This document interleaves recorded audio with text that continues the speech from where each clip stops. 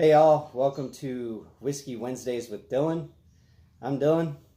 This is my special guest Nick. What's up? Today I know we had discussed doing Eagle Rare as a review. However, that was not going to be the case as Nick and I talked about it, and we're going to be doing a Battle of the Bonds, as I'm sure you saw in the intro picture. So today we have E.H. Taylor versus Henry McKenna, which is a 10-year. So Taylor is a Buffalo Trace product, aged 4 years. Nick was kind enough to go down to Buffalo Trace and pick this up for me. So, yeah, mash bill 2, which is, I believe, the same as Stag, and I want to say Blanton's is mash bill 2 as well. Yes, it is, because Ancient Age is mash bill 2. So they all have the same. Yeah. Okay. Yeah. And then Blanton's is Ancient Age, except for a little bit older. Did you know that there's multiple Ancient Ages? Yes, there's a 90, I think there's a 100 too. Yeah, and a 10-year. I think it's a 10-year Ancient Age. So there's like the Ancient Age, Age 10 star, which is a 90 proof. Right. And then I think there's an Ancient Age 90 and then an Ancient Age 10. Right. Yeah. And then anything past that 10-year becomes Blanton's. Mm-hmm. So, Nick, tell us about Henry McKenna. So Henry McKenna is distilled by Heaven Hill. It's actually the only 10-year bottled in bond bourbon. And it is a single barrel, which means that each bottle comes, one barrel is used up until the next barrel. In comparison, a small batch is they can use 10 to 50 different barrels for one bottle. So you actually can see the barrel date, February 2nd, 2009, which is pretty cool. And actually won first place, I think, in the spirits competition in San Francisco just last year. So if you do find this on the shelves, grab it because it's pretty cheap. It's only $30 around here. If you can find it, it's really hard to find. All right, which one do you want to do first? I know the Henry McKenna is stronger.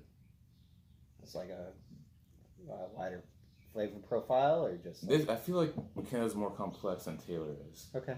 So it's up to you. Well, let's go ahead and do the Taylor first. Okay. And then we'll do the comparison on this. Yeah, we'll go from there. Sounds good. This one I'm not even. You know what I got to do first, Nick? You got to do this with me. This is part of the show now. We got to clear the palate. Right. So, here. Yeah. Just do small pour. That's good.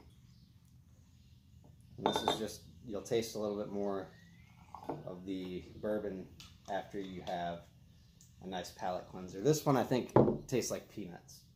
Every time I drink it, it tastes like peanuts. I've heard it's pretty good. I don't get the peanut smell at all, but...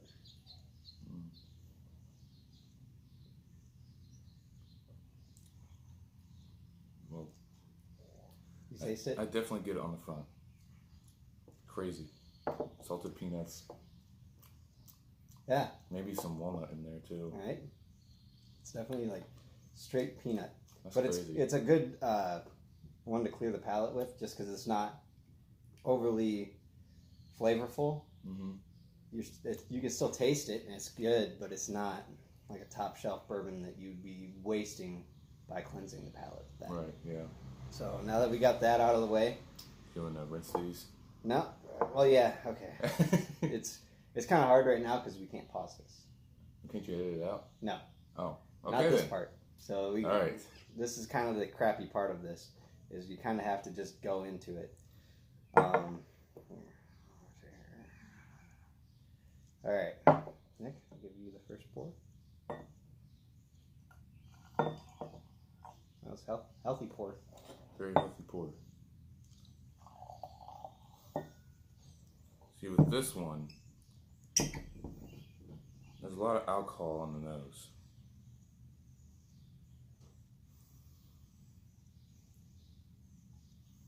sniff too hard, it'll singe the nostrils. Yes. All right. Make sure that's up there. All right. Move over. Some honey. Yeah, definitely some honey. Not, you know, it's crazy because you would think that a bourbon like this, especially a Buffalo Trace product, would smell kind of oaky because you get that in a lot of their bourbons. But this one does not go hard on the oak. There's not a lot of notes on the nose. I just smell vanilla and honey. You get like a little bit of corn. Man, it's not hard on the nose. Like you definitely get a little alcohol flavor, but as far as like getting a full profile of this, it's very hard to do because it's not attacking. Like a lot of the bourbons that you try to and you smell, you get at least a little bit more of like a flavor or what you would expect for the flavor. Right. This one is lacking in the. It's not the case. Yeah. In the smell. I'll give it one more go, and then we'll give it a taste. Mm-hmm. So what I like to do is smell it, give it a taste, and then let it sit for a second in your mouth afterwards. See what the aftertaste is, and then go forward from there. Real quick, we'll check the legs on these. The color is beautiful, amber color, gold.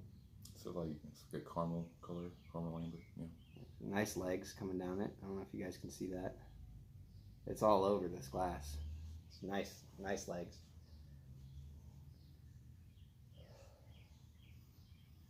Cheers.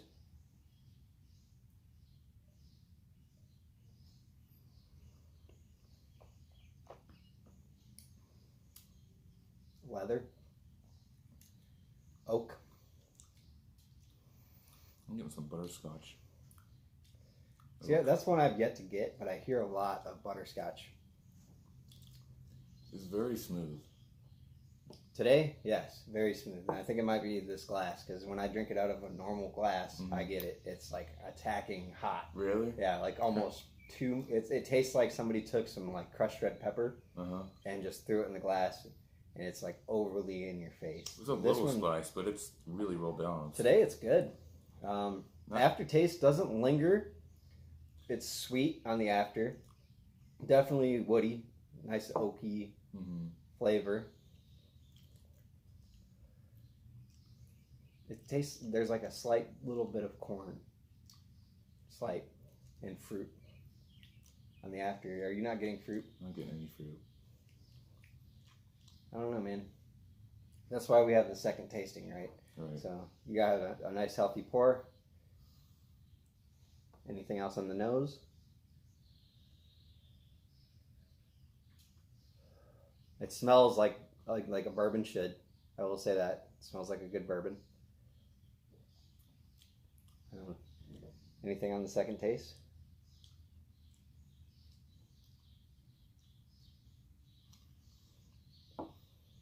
It's just a good bit tasty. It's what you think a bourbon tastes like, you know. I'm trying to think of what this reminds me of. This reminds me of something. And I think it's something I had over at Troy Harfant, over at his house, D-Guard's dad. God, I'm trying to remember. It was probably definitely a Buffalo Trace product because it has that profile, man. It's a good smooth bourbon. This will probably be the last time I touch this for at least a month or two. Yeah, I'm not gonna touch my bottle for a while. I would recommend this. If you can find it. Yeah, if you could find it. If you take a trip down to Buffalo Trace, you might be able to find it. I know they rotate between Blanton's, Taylor, and I think just plain old Buffalo Trace is what they have down there. Yeah, and Eagle Rare if they have it. Yeah, Eagle Rare. That's on my list of things to do a review on the show. One of my favorites. Really quick, I want to give a shout out to some people who I found out were watching the show and I didn't know. Randy, you know who you are. Drew Doty, love you, man. Thank you for your support. I know you tried this with me. My brother, he watches these. And there was a couple people. anybody who's watching this, man, I appreciate it. You know, I don't get many views, but it's nice to see some words of encouragement coming out of people who I never thought would be watching this stuff. So, Nick, do you have anybody you want to say hi to? Sarah's not going to watch this. Sarah will probably watch this. Hi, Sarah. D-Guard, all the poor boys, you guys know who you are. Nick is one of our poor boys. If you see me talking about Nick on the group or whatever, you know. Peter, hey buddy, hope to get you on here soon. What I would like to do is like a couple people, like 3 or 4 people sitting at a table and doing a tasting and really seeing what we're getting on the flavor profile. You know, it would be interesting, a blind taste test. That would be like we do like Taylor, McKenna. Just a bunch of hundreds or 90s or whatever. Yeah, it would be awesome. Or even like something that's over 100 that's mixed in to see how it drinks compared to some of the 100 proofs. Right, yeah, I got a couple barrels that we could use. Yeah. By the way, coming up soon, I'm going to bring Nick on for this too. I haven't talked with him yet, but we're going to be pouring some stuff into some barrels and seeing how they taste a couple months later. And comparing them if we can get their bigger brothers onto the show, and comparing them to that and seeing how the flavor profile is.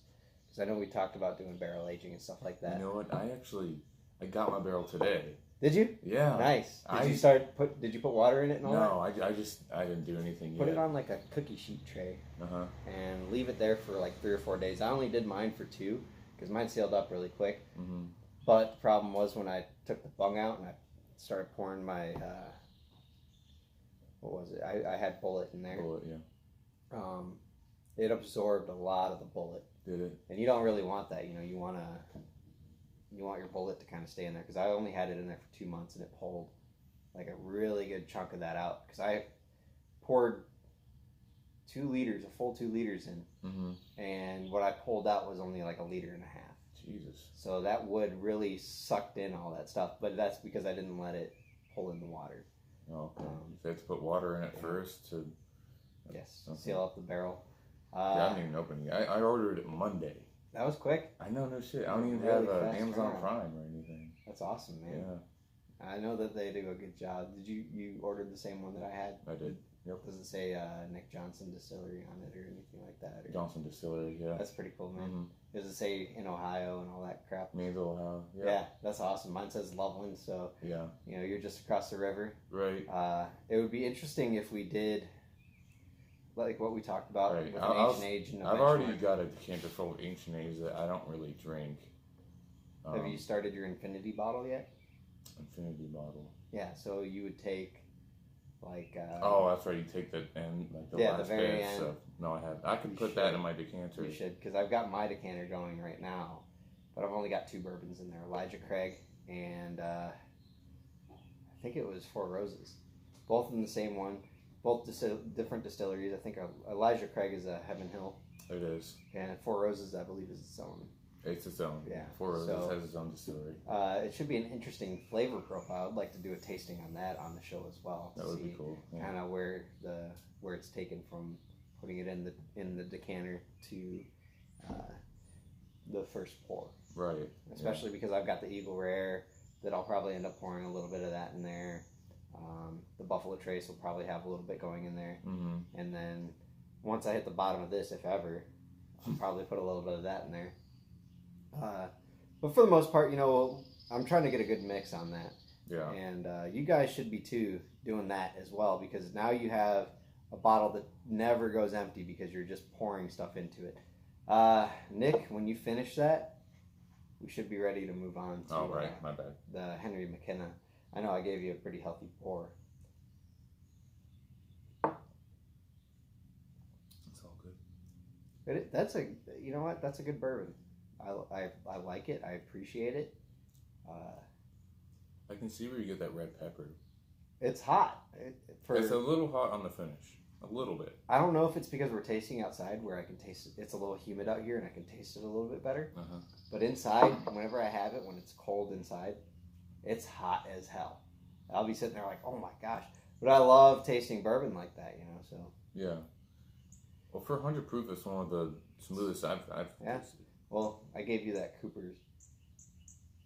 I know I said initially Cooper's was winning out on this, but now that I've had this outside and I can taste it a little bit more with this glass, I think that the Taylor is going to win out on that. I mean, a lot of things can affect your taste of bourbons. I mean, even the time of humidity, day, what time you of day, eat. Yeah. Because if you have like a jalapeno and you drink some bourbon, it's going to be hot as hell. Yeah. Because the oils and stuff like that are interacting with the oils in here. Right. So, E.H. Taylor, off the table for now. That's just a small batch. They got many other kinds. Too. Yep. There's a barrel proof. There's a rye. I really want to try. And then there's the single barrel. Mm-hmm. I want to get the single barrel as well, but I also want to get the Elijah Craig single barrel. The barrel proof. The barrel proof. I do too. I've been really liking the barrel proof bourbons. Or you know what I was looking at the other day at the liquor store? What? Was Four Roses single barrel. I've heard that's it's like decent. 50 or it's like $30. It was like 30. Yeah, it's $30 and it's 100 proof. Mm-hmm. But it's supposed to be really good. I've heard it is. And I know Cappy's down the road, they do multiple kinds of where you'll get different proofs on the Four Roses single barrels. Huh. Whatever. There's mosquitoes flying around here and gnats and stuff like that. We're still out in the garage bar, pictured behind me, where we like to go on escapades with our friends and, well, you know, do the normal drinking thing. Nick, do the honors. If you guys have any questions you want to shoot to the show, you want any kind of bourbon sampled, go ahead and shoot it in the comments section. If you see it on Facebook, you don't want to comment because you can't do that on Facebook and YouTube at the same time.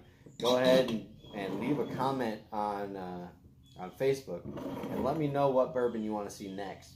Now, mind you, my price range is from anywhere from $10, which is where the benchmark sells, to $40, maybe $45, where the Taylor comes into play. Anywhere in there that you maybe don't want to buy yourself yet, but you know that you want to try it. Are you strict to only bourbons or all whiskeys? Right now, bourbons. Just bourbons? But eventually what I would like to do is any whiskey. Okay. Like some Irish or some Scotches and all that stuff. Gotcha. And eventually balance it out. But right now all I know is bourbon. So this is where we're going to try and stay and go from here. By the way, E.H. Taylor, really quick, is, what is it? Bottled at the same place as Old Fashioned Copper, which is an extremely rare bourbon. Yeah. Comes in a nice, big, huge, it's like a tube, basically, like the Taylor comes in. But it's huge. It's probably about this round. And it's got a nice sliding door on it. Mm-hmm. And on the inside is a bottle. It lays in there and it says OFC on it. Huh. So it's a legendary distillery. Yeah, I've heard of that. And you come out with Buffalo Trace, you're firing, man. Because Buffalo Trace makes the best bourbon on the market. I saw it on the website, I think. Now, coming in a close second, and I would challenge anybody to tell me different, would be the same people who make... Henry McKenna, Evan Williams. Yeah, Evan Hill makes... They make freaking everything. They have next to none the best bourbons on the market. And I know y'all would be like, oh, whatever, Evan Williams is trash, but at that price point, at $13 for the black label, you can't beat it. It's hard to beat it. I love Evan Williams Black Label. I like the single barrel that you brought, and I like that 1783. It's sweet with peanutty flavors. That single barrel, though, I am so surprised that it does not fly off the shelf at $27 a bottle. Well, you would think that it would be flying off the shelf.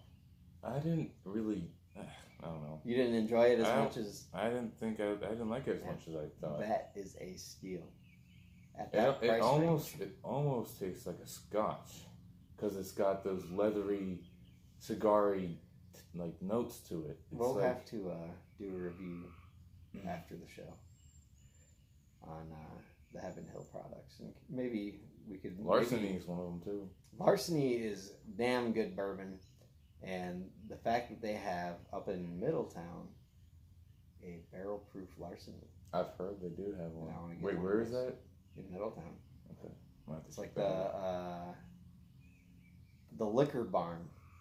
And they have plenty of bottles, apparently. I see it all the time in my bourbon groups. Nick, you need to get back on Facebook. Yeah, I know. Well, you ready? Yep. Cherries. Yeah. Like fruity cherry kind of. It's a very fruity bourbon. I'm getting honey. Green apples. Yeah, I can see that. Green apple. Caramel. It smells almost like an apple pie. It's like a green apple pie. Have you had a pie with green yeah, apples? Yeah, you can smell cinnamon in there. Yeah. Mm-hmm. Man, it smells sweet. Is this a sweet bourbon? Troy, I know we've had this. It's sweet on the front, but it does build. Yeah. Troy, we had this, and I'll be honest, when we had this on the Whiskey Guys podcast, I was kind of fucked up. So this is an interesting pour here. I'm also getting some fresh mint too. I am getting straight fruit on this one. You push past the fruit. There's a little like mint leaves, muddled mint leaves. It's beyond it. There's the fruit. I can see it. It kind of burns, like it has that slight tinge of mint. It's almost like peppermint, but not really. Yeah. Oh my god, dude, this smells amazing. It does have a really good nose. See, the last time I had this, it was the twist off top.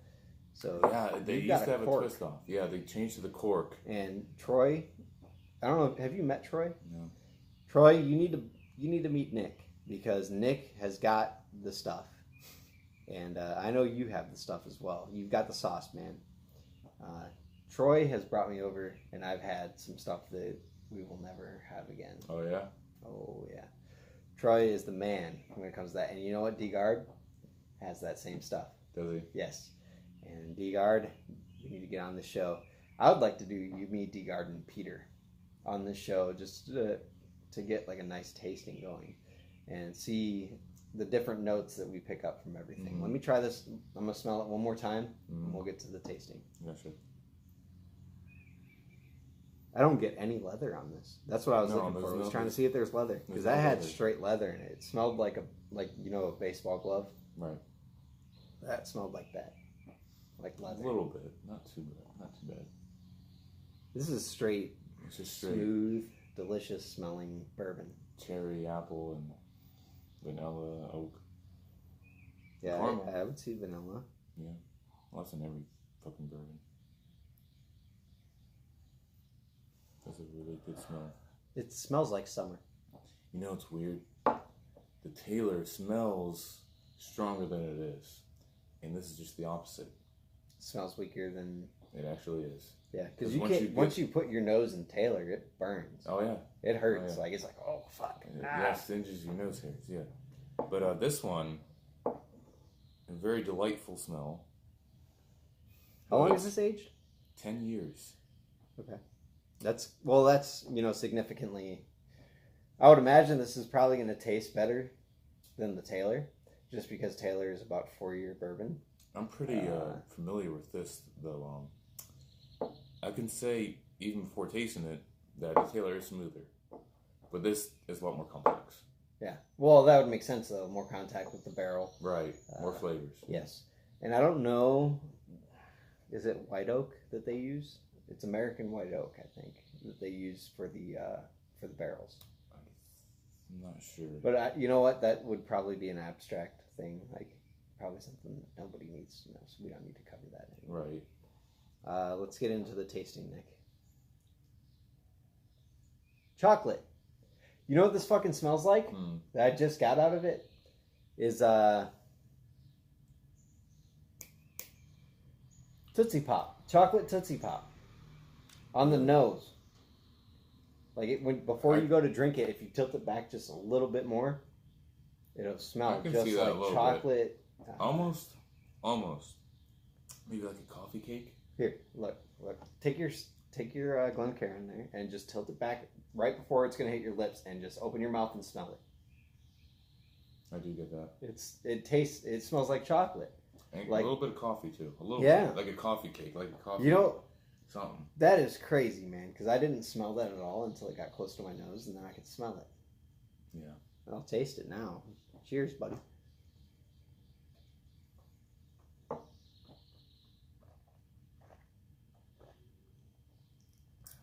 That is peppery, but also salty on the nose. Like the initial touch to the tongue is salt. It builds. It's you taste all the fruit at first. There is a chocolatey flavor to it. In the chocolate, and then it gets spikier towards the end of the finish. There is definitely a chocolate flavor in that. That is, I will say, this is better than Taylor. As far as, this would win out specifically because this is a 10-year bourbon, and the Taylor or the McKenna. Hold on, I'm getting screwed up. The Taylor is a 4-year bourbon. The McKenna is a 10-year. This has definitely a lot deeper notes into it, and I'm glad that Nick gave me a healthy pour, because this is going to have so much more that needs to be recognized. And you know what might open this up? Just like a few drops of water. Yeah. That's what it'll do. So if you want to do that, I'm going to take a quick step off from here. We've got a water jug that's over to the side here out in the bar. And I'm going to take this shot glass and put a little water in it, and we're going to put a couple drops of... like a couple drops. Oh, yeah, yeah. We're not going to go hard on this. But hold tight. We'll be right back. Nick, you should probably tell them something about yourself. All right. Well, I've known Dylan since high school, and we've been friends ever since. But actually, a little fact, the McKenna, how it said that they won Best Spirits in that competition in San Francisco last year, they also won Best Bourbon and Best Single Barrel. Do you happen to know if Pappy was there? I would imagine that it would be if they were going to sample. I'd imagine it would be. That Pappy would be there. And there's a whole list of bourbons that actually beat out Pappy Van Winkle. And you guys need to start looking at this, because it might drive down the rarity of Pappy. So we can all get into that. Like I've heard Four Roses Single Barrel is a bourbon that beats Pappy. I think this might have been on the list as a bourbon that beats Pappy. I've never had Pappy. And then, if I remember correctly, Eagle Rare 17 beats out Pappy. They have a 17-year? Yes. It's hard to find.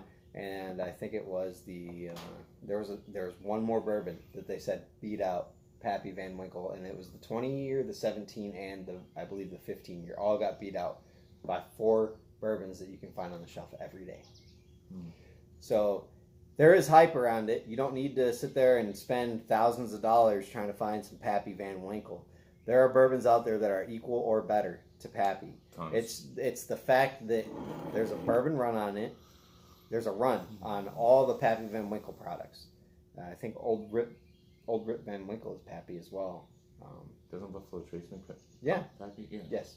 Okay. So it sucks liking all the bourbons from Buffalo Trace, because you get seen as they all are amazing bourbons. But the problem is you get seen as a fanboy. Like almost every bourbon on my shelf comes from Buffalo Trace, which would be the Buffalo Trace, the Taylor, Eagle Rare, and Benchmark 8. Benchmark 8, yeah. And the Taylor. Are all Buffalo Trace products, and you know what? They're all fucking amazingly good. And like I said, we don't get paid to do this. Nick, you're not getting paid. I'm not getting paid. We bought this stuff by ourselves to try it and to let you know that it's good stuff.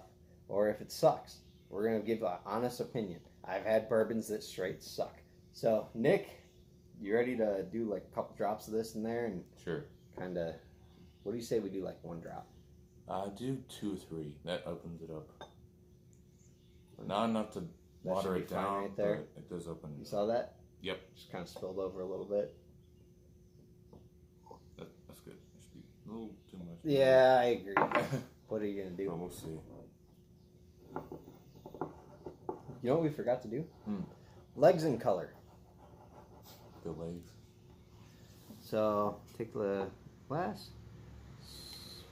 This is not working the way that I wanted it to. Slide it around.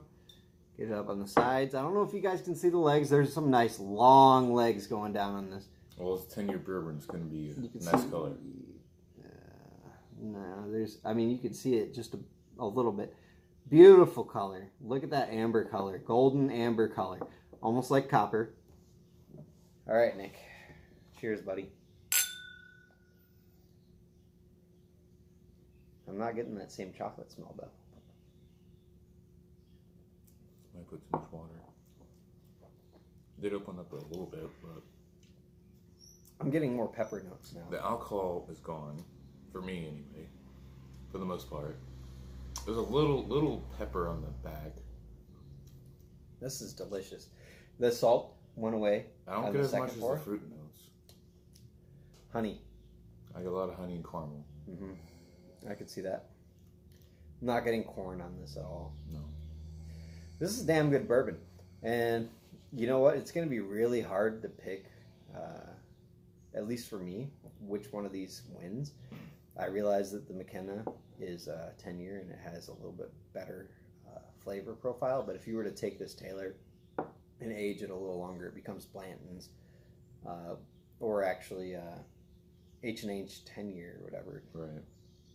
Which we haven't had yet. So it's hard to compare that. At the moment, yeah, this is the winner right here. At least for me. McKenna, 10-year, definitely the winner so far. I think it really depends on kind of what you're looking for. You're looking for like a very flavorful bourbon. This is what it is. But if you were looking for something to just, sip. Yeah, oh, for sure. Taylor's something that you can pay $45 for, mm-hmm. and expect it to actually be good. And if you're like a bourbon drinker with, money to spend, Taylor's the way to go. But if like one of us, don't have too much money, McKenna's, 30 versus 45. So, and this has more flavor to it. It just does. For sure. And you get a lot more notes on the nose. Mm-hmm. Definitely a darker, more beautiful color. You can just tell the single barrel versus a small batch. One barrel versus multiple barrels. Oh, for sure. Yeah. You get a lot better notes off them. Plus the 10-year, that just makes a huge difference. You know what sucks about this review, Nick? What? And I'll be honest, is that it's 10-year versus 4-year. I know. So you're getting a bourbon that's older, wiser. 6 years. It's been through the ringer, right? Mm. And you're getting a bourbon that's young and hitting the streets. But this bourbon is renowned as being extravagant. It's good, yes. It is. I know this is your favorite bourbon. Unfortunately, buddy, this is winning out over that right now. I could see, though, if it was a 10-year, that Taylor is probably going to win out. Because if it has more age and more time to sit in the barrel and gain. If that was a 10-year, that'd probably beat that up.